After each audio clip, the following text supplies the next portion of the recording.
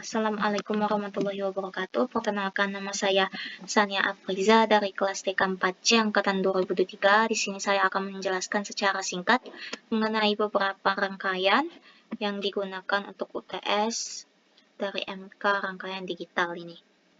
Oke, mari kita masuk ke rangkaiannya, pembahasannya ya.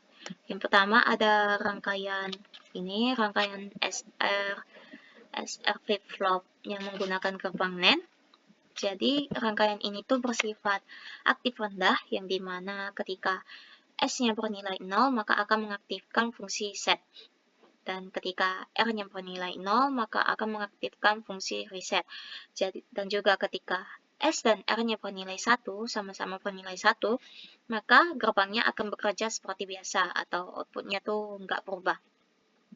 Selanjutnya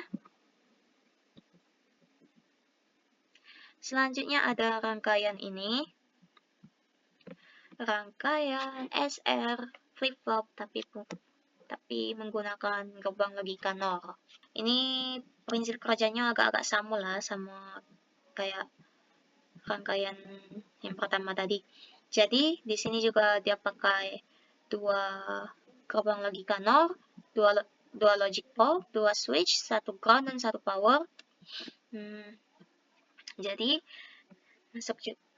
jika S dan R-nya bernilai 1, maka outputnya tetap tidak berubah sama.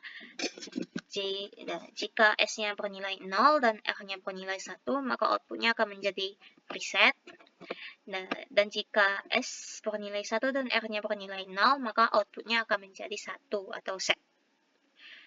Tapi jika S-nya bernilai 0 dan R-nya bernilai 0, maka ini adalah kondisi terlarang, yang membuat output ini tuh tidak terdefinisi gitu loh.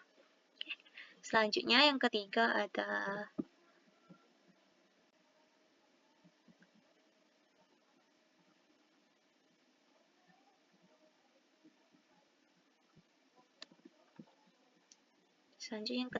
rangkaian ini, rangkaian di flip-flop.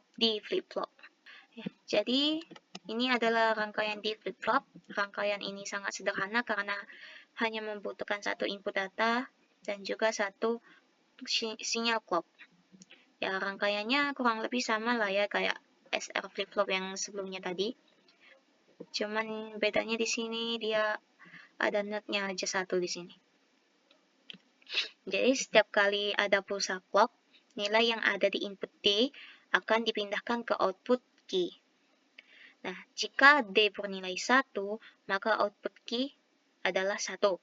Nah, dan jika D-nya bernilai 0, maka output key-nya akan bernilai 0. Dengan sifatnya yang hanya menyimpan nilai D saat clock aktif ini, di flip-flop banyak digunakan dalam register data dan lain-lain. Selanjutnya kita ke rangkaian ini, JK flip-flop.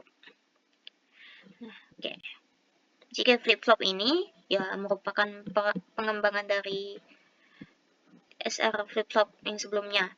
Tapi yang ini bisa mengatasi kondisi terlarang pada input set dan reset.